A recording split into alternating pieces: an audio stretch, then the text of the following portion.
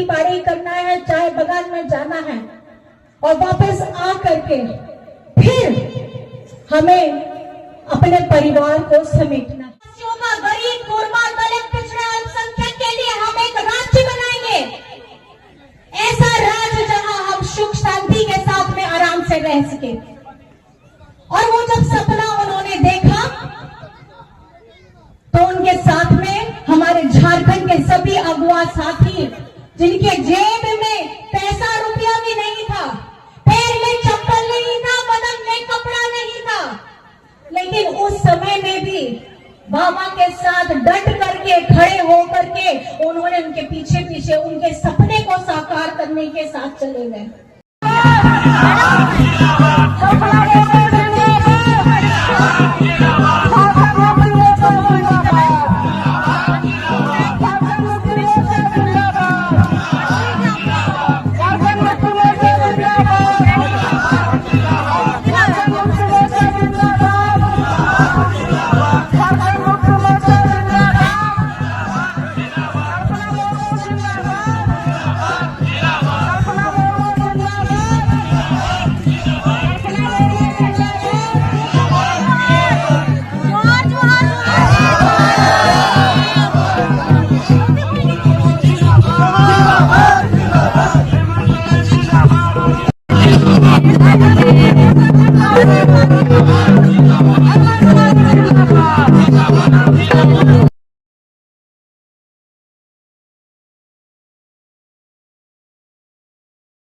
गांडी विधायक कल्पना सोरेन असम विधानसभा चुनाव में गोसाईगांव विधानसभा से झारखंड मुक्ति मोर्चा के प्रत्याशी श्री फेडरिक्सन हांसदा के पक्ष में आयोजित चुनावी जनसभा को संबोधित करने पहुंचे। बता दें, इस दौरान उनके साथ सांसद श्रीमती जोबा मांझी और विधायक सोमेश चंद्र सोरेन शामिल रहे।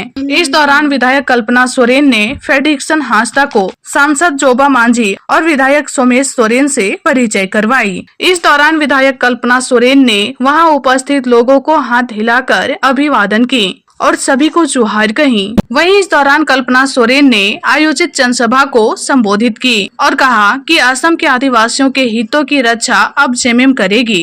असम के चाय बागान में काम करने वाले मजदूरों को उनका हक अधिकार दिलाने के लिए झामुमो प्रतिबद्ध है और रहेगा।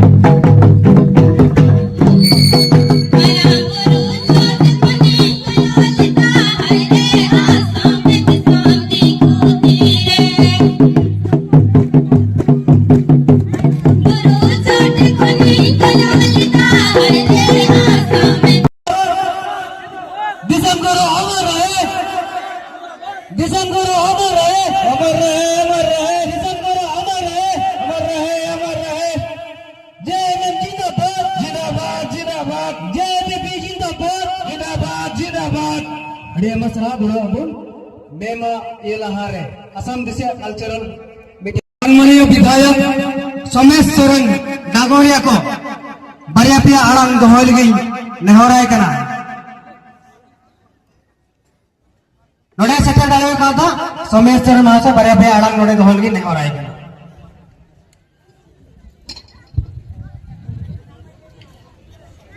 अडेरे सभा गंगे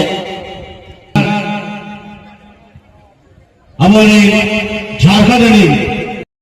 लेकिन ये सपना किसने देखा? ये सपना आपके बाबा, आपके गुरुजी ने देखा। और क्यों देखा ये सपना? वो ये चाहते थे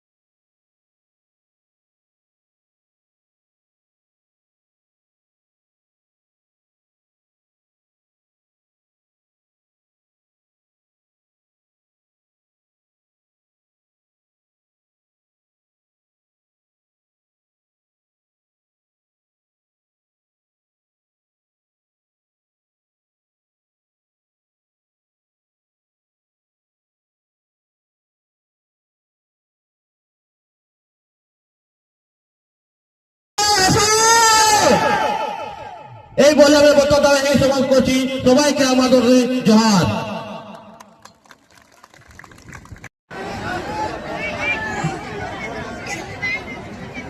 হান্ডানের বাবন জ্বালা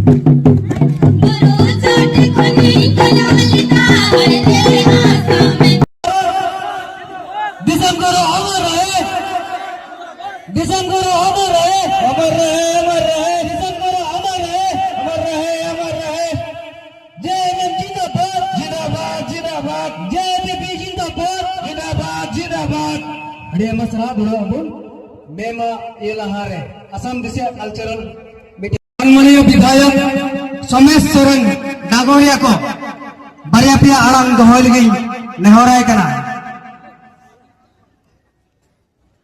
नोडे सेटर दायो का था सोमेश सोरेन महाशय बारिया पिया आड़ांग नोडे दोहल गई नेहराय कना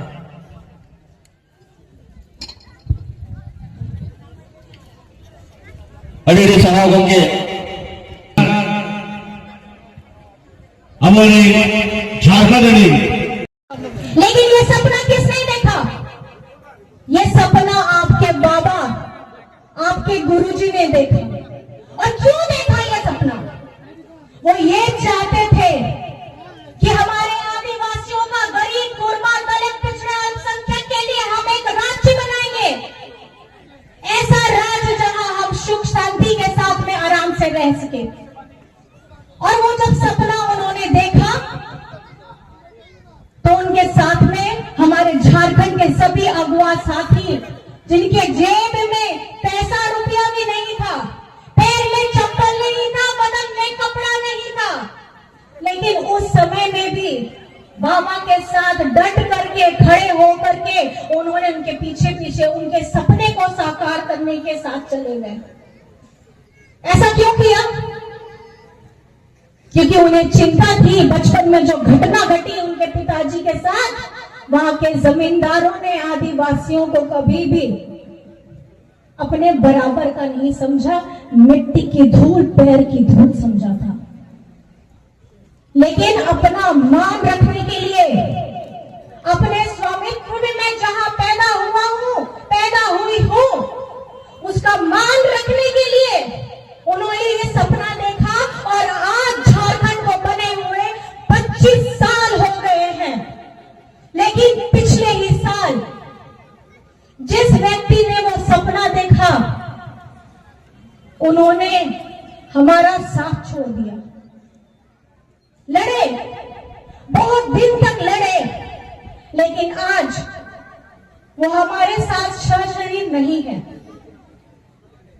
ये जो लड़का आपको दिखाई दे रहा है, सोमेश सोरेन, सोमेश सोरेन के पिताजी रामदास सोरेन जी भी हमारे बाबा के साथ अगुआ साथी रहे थे। और ये रामदास दादा और गुरुजी का क्या संबंध था?